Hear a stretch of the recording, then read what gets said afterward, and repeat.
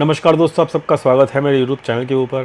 दोस्तों, कल हमने चर्चा किया था कि यहाँ पर जो अभी दोनों दोनों इंडेक्स हैं वो अपने रेसिस्टेंस लेवल के आसपास हैं, तो हमें थोड़ा कॉशियस होना पड़ेगा। बाकी अगर रेसिस्टेंस लेवल के ऊपर मार्केट निकल जाती है तो यहाँ पे फिर मार्केट पॉजिटिव हो जाएगी। तो दोस्तों, यहाँ पर अगर मैं बात करूँ निफ्टी की, तो दोस्तों निफ्टी जो है अभी आप लोगों को पता है, मैं रेगुलर बेसिस के ऊपर चर्चा करता आ रहा हूँ, क्या करता आ रहा हूँ कि यहाँ पर एक कप विद हैंडल पैटर्न की यहाँ पर जो फॉर्मेशन है वो चालू हो चुकी है। तो दोस्तों, कप विद हैंडल पैटर्न मैं आपको फिर से एक बार रिपीट कर देता हूँ, जो लोग नए देख रहे होंगे इस वीडियो को।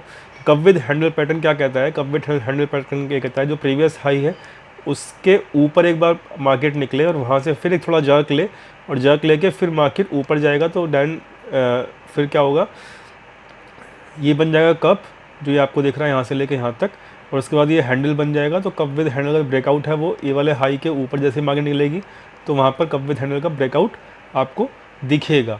तो एक्चुअली ये बुलिश पैटर्न होता है। तो यहाँ पर अभी भी मार्केट के अंदर ओवरऑल अगर देखें तो माइंडसेट अभी भी बुलिश ही है लॉन्ग टर्म पर्सपेक्टिव से। तो अभी कोई यहाँ पे गिरावट की अंदेशा यहाँ पे नहीं है।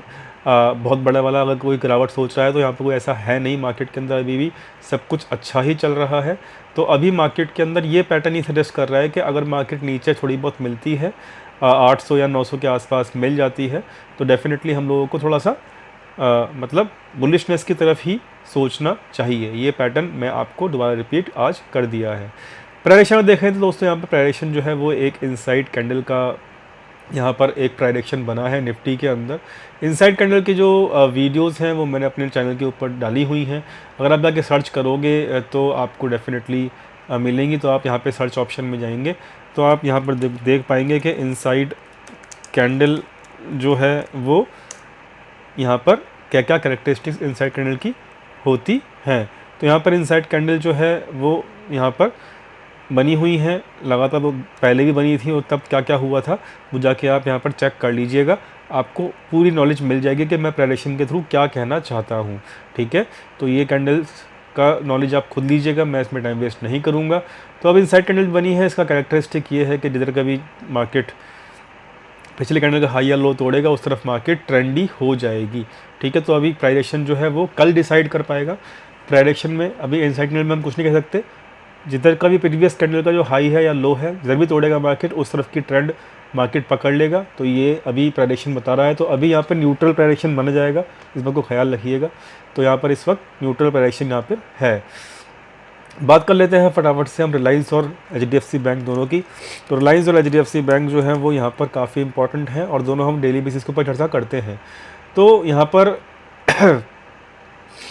रिलायंस जो है थोड़ा जर्क देने के बाद आज थोड़ी रिकवरी करने की कोशिश की है, लेकिन आज के दिन वॉल्यूम कम है। तो अभी रिलायंस जो है मेरे हिसाब से जो रेंज आपको दिख रही है 2500 से लेकर 2400, इसके बीच में ही ट्रेड करने वाला है। तो कहीं जाने वाला अभी रिलायंस है नहीं, तो एक कंसोलिडेशन में अब जाके फंसने वाला है रिलायंस मेरे हिसाब से। मुझे ऐसा लगता है प्राइडेक्शन देखने के बाद। ठीक है, बाकी H D F C bank जो है वो क्या कहने की कोशिश कर रहा है, जो कि दोस्तों यहाँ पर ये बुलिश है साइन जो है H D F C bank के। आज इसमें वॉल्यूम भी आ गया है और H D F C bank की वजह से आज बैंक निफ्टी भी अच्छा खासा ऊपर की तरफ गया है।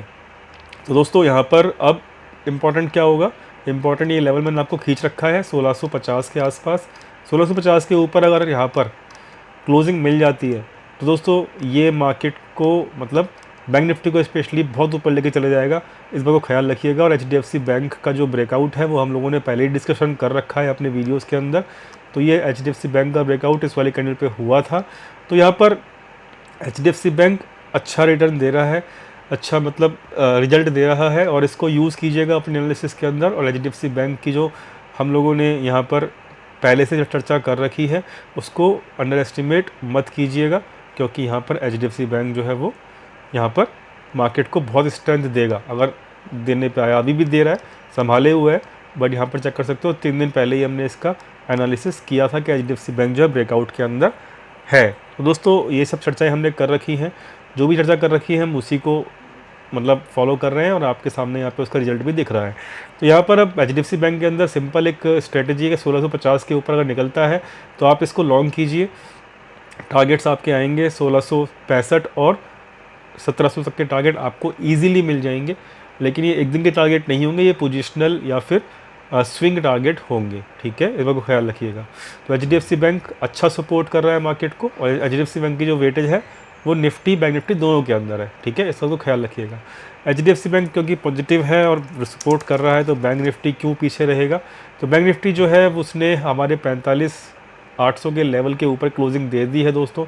ये टारगेट ये वाला लेवल जो है मैंने आप लोगों के लिए खींच रखा था 45,800, और मैंने आपको कहा था कि इसके ऊपर अगर क्लोजिंग मिल जाती है तो कैंडल बुलिश हो जाएगी, और आज वही हुआ। 45,800 के ऊपर मार्केट ने क्लोजिंग दे दी है हमारे लेवल के ऊपर। ये रेसिस्टेंस लेवल था, और रेसिस्टेंस लेवल के ऊपर क्लोजिंग मिलना मतलब रेसिस्टेंस को ब्रेक कर देना।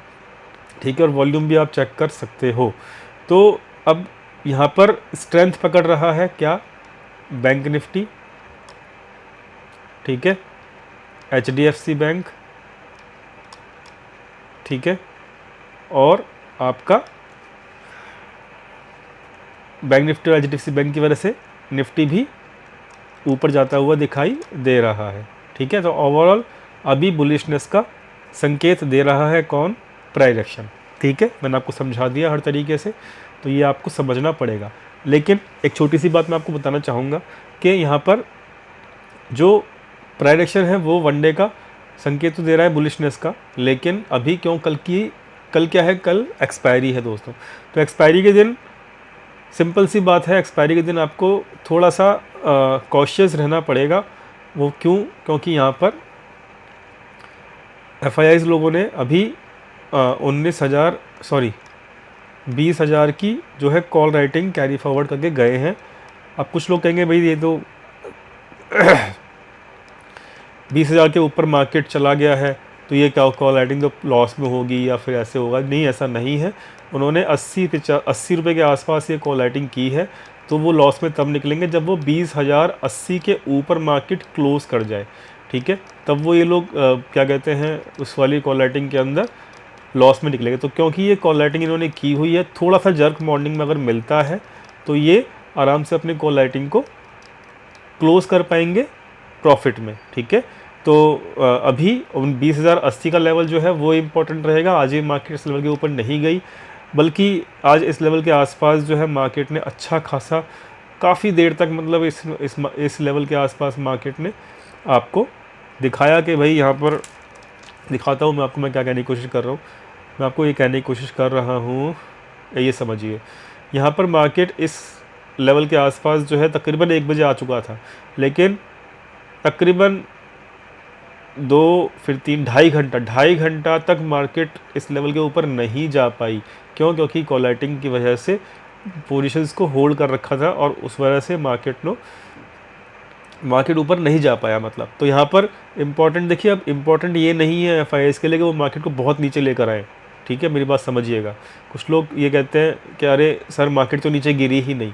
तो दोस्तों यहाँ पर हमको समझने वाली बात है, मार्केट नीचे गिराएंगे तो वो पुट बाइंग, ऑप्शन बाइंग से ही गिराते हैं बड़े प्लेयर। तो ऑप्शन बाइंग अभी वो नहीं कर रहे हैं। कोई भी बड़ा मूव आता है ना तो ऑप्शन बाइंग से आता है।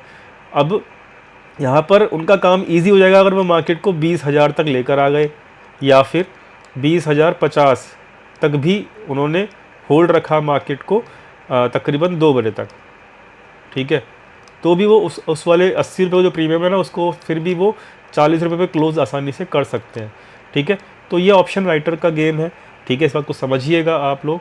और ऑप्शंस को राइट करने का मतलब ये है कि आपका जो ब्रेक इवन लेवल होता है, जैसे कि अभी इनका ब्रेक इवन लेवल निकल रहा है 20,080, तो सिंपल सी बात है वो 20,080 के नीचे जितना देर मार्केट रहेगा, चाहे वो 20,050 तक भी रहे, 10-15 पॉइंट के अंदर भी मार्केट घूमता रहे, तब भी ये लोग प्रॉफिट में निकल जाएंगे। तो यहाँ पर इसी को समझना होगा, क्योंकि कुछ लोग व्हाट्सअप करते हैं मैसेज में, यार सर आपने बताया कॉलेटिंग मार्केट तो नीचे गिरी ही नहीं।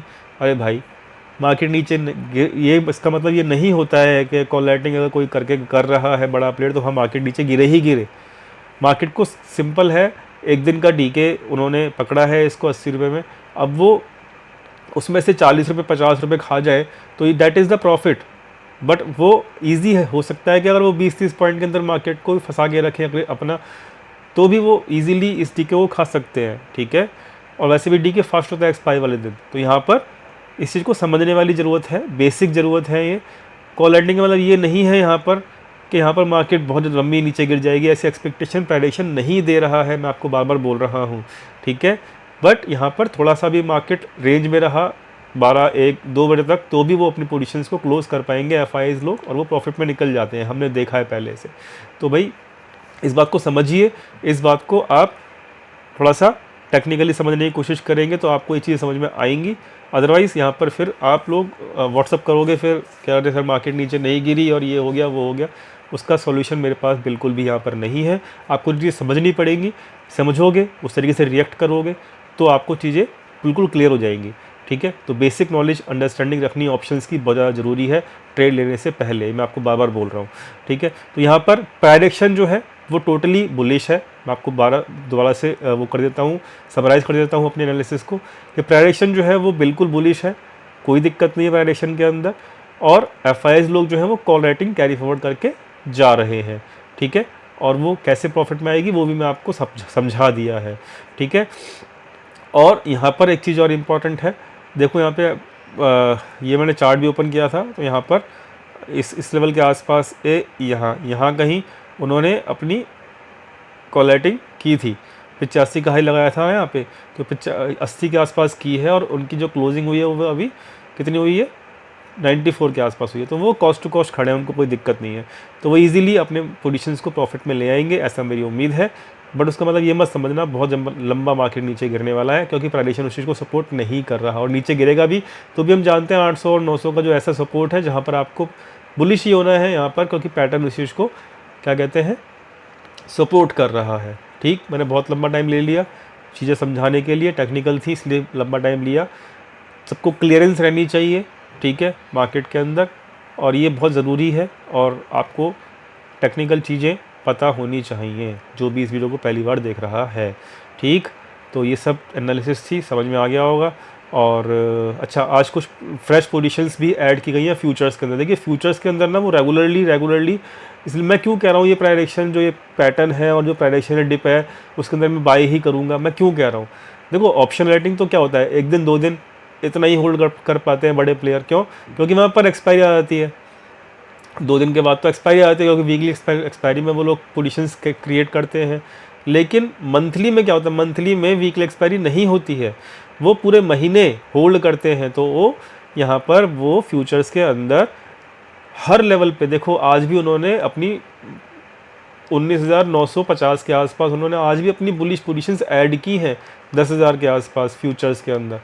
तो वो जब सितंबर मंथ के अंदर ही देखो कहाँ की हैं, 19,300 जहाँ से मार्केट घूमा, फिर 19,600 जहाँ से फिर मार्केट घूमा, और ये फ्यूचर्स की पोजीशंस हैं, ये पोजीशंस वो आराम से होल्ड कर सकते हैं एक्सपायरी तक, और ये मंथली एक्सपायरी होती है। ये भी एक टेक्निकल वो है कि वो फ्यूचर्स के अंदर लॉन्ग कर रहे हैं, ठीक है, और ऑप्शंस के अंदर वो थोड़े से 1-2 दिन के लिए प्रीमियम डीके कर देते हैं, कॉल राइटिंग वगैरह जो भी है वो करते हैं, ठीक है। तो ये तो 1-2 दिन का गेम हो गया, क्योंकि वीकली एक्सपायरी है 1 या 2 दिन का, लेकिन ये तो मंथली का है ना, तो आपको चीज़ें समझनी पड़ेंगी, आपको क्लियरिटी मिल जाएगी फिर इस व्यू से, ठीक है। तो यहाँ पर हर लेवल के ऊपर देखो वो लोग ज़बरदस्त तरीके से बुलिश हो रखे हैं, और मतलब इसी रीज़न की वजह से मैं आपको यहाँ पर समझा रहा हूँ कि बहुत लंबा नीचे का मार्केट सोच के रखना, या फिर ऐसा सोचना कि क्रैश आ जाएगा, ऐसा कुछ नहीं होने वाला मार्केट के अंदर। So market is easy to understand right now. Dip आए, डिप में घबराना नहीं है, डिप में बाय ही करना है, और वो आपको बहुत ज़्यादा फ़ायदा करेगा, ठीक है। क्लियर हो गई बात, ओके। तो यहाँ पर आप व्यू समझ में आ गया। डोंट थिंक कि यहाँ पे बहुत बड़ा क्रैश आने वाला है। Again I am repeating the things, pattern bullish है, प्राइडिक्शन बुलिश है, फ्यूचर बुलिश है, और ऑप्शंस की जो पोजीशंस है वो कल के लिए होल्ड करके रखी हुई हैं। कल मार्केट में उन पोजीशंस को क्लोज कर देंगे बहुत आसानी से, ऐसा मेरी उम्मीद है। तो भी डिप में मैं बाय की ही सोचूंगा, ठीक है। तो this is the view, I think everything is clear from my side. HDFC bank और बैंक निफ्टी पे स्पेशल फोकस रखना, वो मार्केट में आपको असली हिंट देगा। तो फिलहाल इतना ही दोस्तों, मिलते हैं कल अपने फ्री टेलीग्राम चैनल के ऊपर, लिंक डिस्क्रिप्शन में दिया हुआ है। Thank you so much for watching this video, thank you.